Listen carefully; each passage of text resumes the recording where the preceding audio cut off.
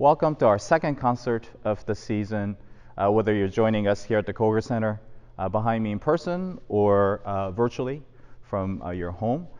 This is a fun program anchored by, as the concert title suggests, the final symphony by Mozart, the Jupiter, so-called Jupiter Symphony, forms the centerpiece of the evening. Before the Mozart, we have two pieces that are somewhat related to one another. So we open the concert with the spirited overture to the opera called Le Monde Anonyme, that was written by Joseph Boulogne, otherwise also known as the Chevalier de SaintGeorges, who was a contemporary of Mozart's in Paris. And we also follow that piece with the Mother Goose Suite, a set of 5 short pieces by Maurice Ravel for orchestra. So there's a little bit of the French connection going on throughout the program, as well as the connection between Mozart and SaintGeorges as well. So I hope you enjoy the concert. We open the concert, as I mentioned, with it actually has 2 different titles. In some circles, it's known as Symphony Number 2 by SaintGeorges, which is actually exactly the same piece as his overture to one of his operas, or the only one of his 8 operas that survived, which in English title is The Anonymous Lover, or Le Monde Anonyme, by SaintGeorges. SaintGeorges is such a fascinating character. He was born in Guadeloupe. His father was a French aristocrat, and his mother was a slave. So he was of mixed heritage. He grew up in Paris, and he received, we don't know when he started receiving his musical introductions. His first mention of his musical successes happened when he was 18 years old, and at that time he was already receiving dedications of these violin pieces by famous composers. So his talent had to be well known throughout the French musical circle by then. Incidentally, of course, he was a very accomplished violinist. As a matter of fact, how I came across his music was several years ago when a famous violin soloist, Rachel Barton Pine, recorded several of his violin concertos as part of still her ongoing music by Black composers project. And so that was my first contact with SaintGeorges' music. This is, as I mentioned, it was an opera overture. SaintGeorges was also a renowned conductor as well. And as a matter of fact, when Franz Joseph Haydn wrote his set of Paris symphonies, there are 6 symphonies that were all written for and premiered in Paris, SaintGeorges was the one who actually conducted the premiere of those symphonies also. Aside from the musical activities, he was equally renowned as a fencing champion. He was, as a matter of fact, some historians claim that his very interesting virtuosic violin writing, which seemed unusual in some ways for the time that it was written, was partially inspired by his dexterity as an athlete, affected how he could play, the way he could get around the instrument. Was probably not possible for many people in his era, but because he was such an accomplished athlete as a fencing master, some people think that he was able to write in a unique way and showcase his unique talent as both an athlete and a musician. It's almost like, let's say, somebody like LeBron James, who is obviously one of the greatest athletes of all time, also happened to be a virtuoso pianist, at the level in which perhaps he will visit a city and play a game as a basketball player, and the next day play a concert as a pianist with the New York Philharmonic or something. That's sort of the life that SaintGeorges led.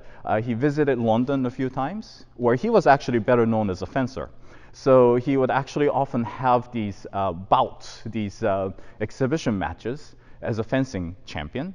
But then he would also play violin during the same, in a recital in the same visit or something like that. So that's just the 2 aspects. He was also known as a passionate abolitionist, and that's why he kept on going to England before the revolution, before the French Revolution, to learn more about the movement and so on. He also was a military commander.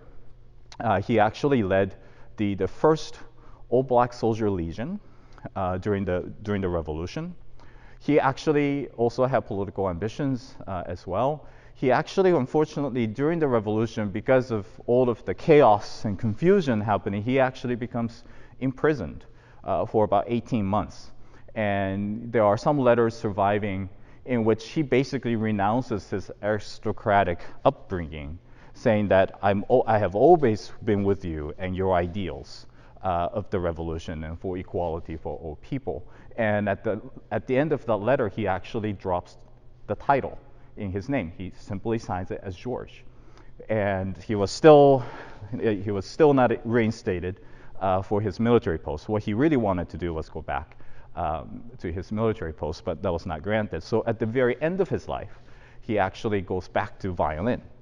And he claims that shortly before he died, he wrote, he had never played better as a violinist. And he was very proud of the fact that he did not lose his talent as a violin soloist after a few years spending in the military.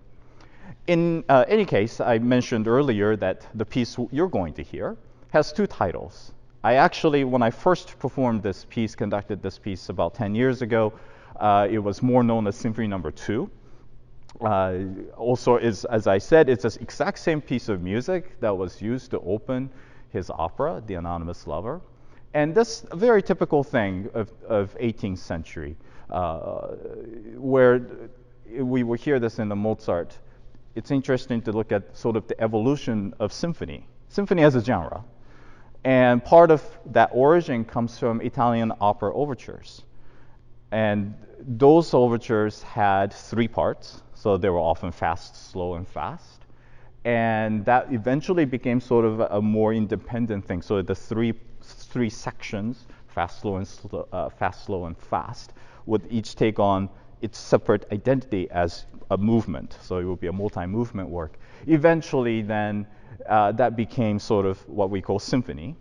And you will hear in later example in the Jupiter Symphony by Mozart, for instance, the classical era composers often added a minuet movement to this mix, and then thus creating a four-movement structure that sort of became a model or basis for a lot of symphonies written. Beethoven later on replaced the minuetto with scherzos that seemed to work with his temperament and his musical style. Later on, you might hear Tchaikovsky symphonies in which that movement is replaced by waltz, because obviously Tchaikovsky had the love for these grand waltzes, as you can hear in his ballet music. So in any case, it's interesting to trace this sort of evolution of symphony as a genre. And Boulogne's or SaintGeorges' work here is a prime example of the origin of where the symphony came from the operatic tradition, the spirited music to open the action on the stage. I mentioned that The Anonymous Lover, or L'Amant Anonyme, was the only surviving opera. About only a third of SaintGeorges' music survived. The rest of them were probably destroyed, unfortunately, and unless something turns up in somebody's attic or basement in Paris or elsewhere throughout Europe. Unfortunately, we don't know some of the extent of his creative output. Other than the mentions of performances, we don't actually have the music that survived. But Anonymous Lover, interestingly, was just revived by LA Opera this past fall. So some of you out there might have seen the streaming performance of that. There is a new critical performance edition. So you might start to see, hopefully, more performances of this particular opera as well. And for those of you who are movie buffs out there, keep your eyes out for, over the next few years, there's going to be a new biopic that's coming out on SaintGeorges' life. Searchlight just signed on this film. So keep an eye for that. It's fascinating character. His life it's so wide-ranging and interesting that it's impossible to put it into a few minutes of pre-concert talk. So I urge you to go check out some of his other music, particularly those violin concertos that he wrote for himself as a soloist, as well as read up on all of his interesting life activities as a musician and outside of that. Then we'll perform for you 5 pieces. It was originally called 5 Pieces for Children, otherwise now commonly known as Mother Goose Suite by Maurice Ravel. Ravel wrote this piece initially as a set of pieces for piano four hands. He apparently, a lot of people describe him as somebody, as an adult who never lost his or her childlike character. I'm sure we all know people like that. Somehow they keep that sense of wonderment and innocence and naivete in some cases, perhaps. But Ravel apparently was somebody like that. And also he just loved children, but he didn't have any of his own. So he would often befriend, for instance, this set of pieces were initially meant to be performed by young siblings who had just started learning the piano, and Ravel wanted to write something for these young pianists. And so his goal was to write something that was accessible, so technically not too complex, so that young budding pianists can learn it. The interesting story is that when the premiere, quote unquote, the first performance was supposed to happen, the set siblings who were like 6 and 8 years old or something like that, they got a terrible case of stage fright, and so they actually couldn't play it. Eventually, it was performed by a different set of young pianists, I think age 10 and 6 or something like that. Anyhow, so the piece was so successful. All of the movements are based on the tales of Mother Goose, and we'll kind of go through that in a second here. But what ended up happening was, because of the success of the original set of pieces for piano four hands, his publisher asked him to orchestrate it.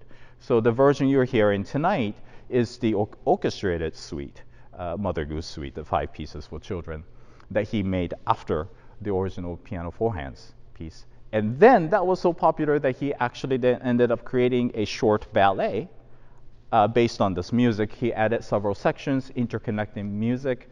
It's about half an hour. So there's a whole Mother Goose ballet that one might hear in concert hall or on recordings around as well. So I mentioned this simplicity, and in some ways, because Ravel also was somebody we would consider a master orchestrator, as in somebody who knew exactly how to combine different instruments and create these unique sounds. He's still considered one of the greatest orchestrators. And so even though the musical language used throughout might be simple, it's in no ways really easy. The prime example is the very opening movement, which is called Pavane of the Sleeping Beauty. And it's only 20-some measures. It's a very short piece of music. It's very simple. And they often would feature different solo instruments in the woodwinds. And what he does is he would create these interesting colors by first introducing a solo instrument and then adding another color, another element that supports it. Thus creating kind of a new color palette or a new color out of 2 different instruments. And everything seems to go very seamlessly, and again, simple, innocent music. And so that's how the piece opens. The second piece is it's a story of Hop o' My Thumb, or Tom Thumb, some people might call it.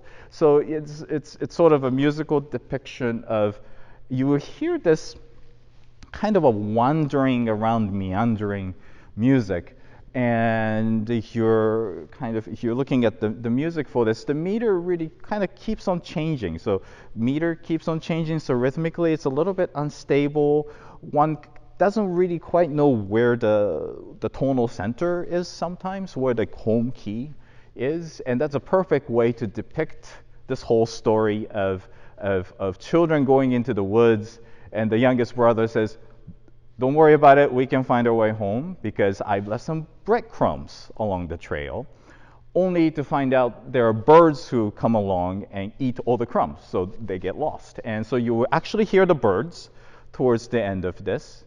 And then it's sort of this whole searching for the way back home, and kind of wandering around the woods with the bird calls. It's all vividly depicted in this movement.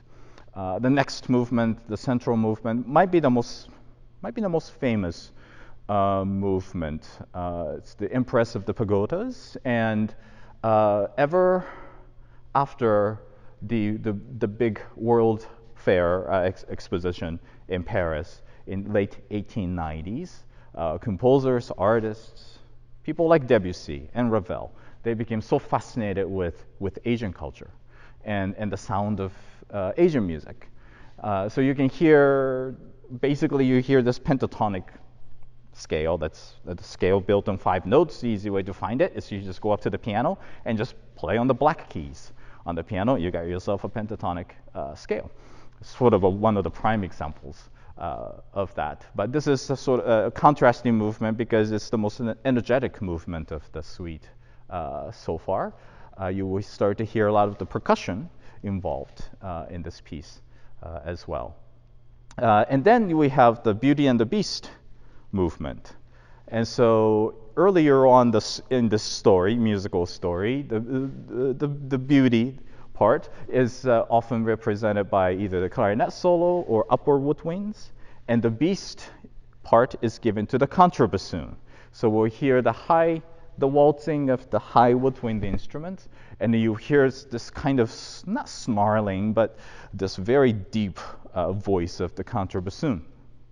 And it starts to, you could tell when in the story, in the music, when the princess basically kind of rejects the advances, so to speak, initially, but then they start to kind of befriend each other. You can start to kind of hear them dancing with each other, and then you can hear sort of that magic moment when the beast is transformed, because then after that, basically the music you heard played in the contrabassoon is all of a sudden now, after the spell is broken, by this very high violin solo, way up in using the harmonics. So it's very up in the stratosphere, and kind of takes on a completely different character.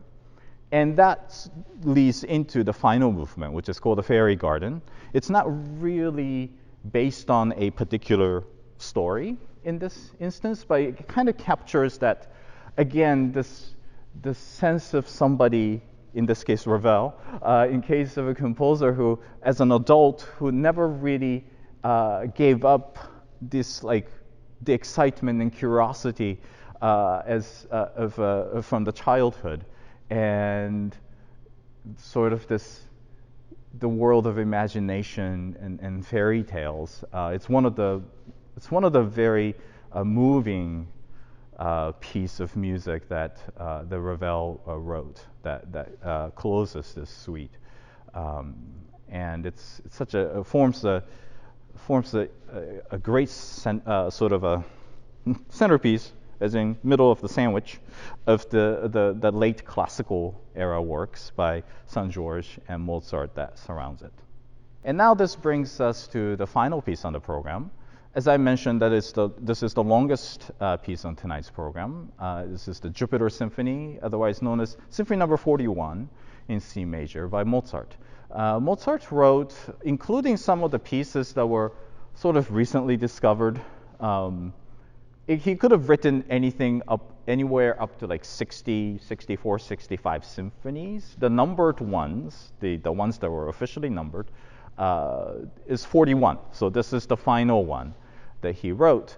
As a matter of fact, the final 3 symphonies, the 39 in E flat major, the famous number 40 in G minor, and this Jupiter Symphony, they were all written in the same period, in 1788. It was all written, 3 symphonies were sort of written in a span of about 9 weeks. He sort of conceptualized it and composed all of these 3 symphonies at the same time. So the Jupiter Symphony, incidentally, the title was not his. Often is the case with works with nicknames by composers like Mozart and Haydn. Oftentimes these nicknames were given by either their publishers or concert promoters to kind of create interest, and it has really nothing to do oftentimes with what the composer themselves had in mind when they were composing. But the piece opens. It's a very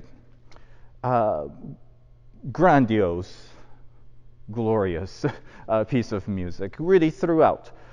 First movement has some regal characters, but again, you will hear in Mozart's, especially later symphonies, of course in this Jupiter Symphony, the very vocal qualities, singing qualities that he asks, especially of the woodwinds in the orchestra. So they almost, any movement out of these four movements could be taken from one of his operas. And some of these lines could have actually been sung by characters on stage rather than played by the instruments. So they have this kind of vocal singing quality throughout. The second movement is a prime example of that. It's got these operatic aria like moments, but then what you notice in each of these movements is that how in so many ways Mozart is pointing way forward. We now have had Beethoven for, well, a long time. But if you kind of look at, for instance, this particular symphony, and you look at, for instance, the first symphony of Beethoven, it's interesting how the very late symphonies by Haydn and these late symphonies by Mozart, they kind of start to point the way forward into to romanticism and more dramatic elements of music. Before Mozart and Haydn, as I mentioned, symphonies were often either they kind of came out of opening operas as overtures and then kind of expanded into symphonies. Oftentimes symphonies weren't really the most ambitious, or it's not where, until Beethoven really came along, that wasn't necessarily where the composer pushed the envelope. It wasn't the most cutting edge genre at the time. But then when you look at these final symphonies by Mozart, for instance, they do kind of start to pave the way forward. You just have to wonder what kind of symphonies would Mozart, would we have he might have written had he lived longer, past 1791. What kind of musical language and what kind of dramatic gestures and emotional qualities that he might have explored in his instrumental music, especially his symphonies. The high point of this symphony is most certainly the finale, and it just shows off. We often think of Mozart as, well, words like prodigy or words like genius. They're often associated with Mozart, and I think what that really means is when you look at, for instance, this finale of the Jupiter Symphony, and you see the effortless invention, where he can combine 5 different lines, but not they don't come out sounding mathematical. They just come out sounding effortless, sort of have maintained this improvisatory spur of the moment kind of spirit throughout.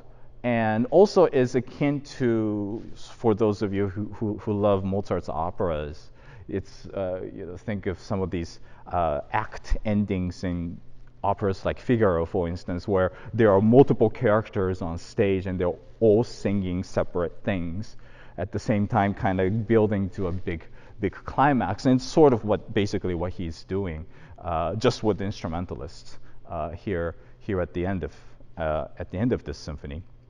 And it certainly presents a fun challenge to everybody on stage, and I think I would say it's one of my favorite pieces by Mozart. And Mozart is one of my favorite composers of all time. He was the reason why I got into, or sort of I realized what classical music as a genre was because of hearing a piece by Mozart. Before I had any interest in classical music, and Mozart was the one who sort of turned that light on for me. And so naturally, I do love his music still, and there are so many pieces by him that are dear to my heart. But the final three symphonies, and particularly this Jupiter Symphony, has always been close to my heart. And I know it's also a fun thing, and it's probably close to many of our musicians as well, because it's just so liberating to play. And there's always a little bit of an element of danger, because the way Mozart wrote, everybody's exposed. But you have to have this sense of freedom. But then if you get off the track, everybody notices. If something doesn't quite line up exactly together in a big romantic symphony by Tchaikovsky or Dvorak or something like that, nobody notices really. But well, I shouldn't say nobody notices, but it's not as noticeable as something. And it even is true when it comes to not just the technical execution, but sort of the musical thought, the line of thought needs to be uniform with everybody on stage for it to become a successful performance of anything by Mozart. And this is particularly the case in the Jupiter Symphony. So I'm looking forward to sharing with you what we came up with the musicians here of the South Carolina Philharmonic. And looking forward, we have many more exciting concerts coming up this spring. So we invite you to either join us here in person, socially distanced, or online from the comfort of your home, wherever you might be.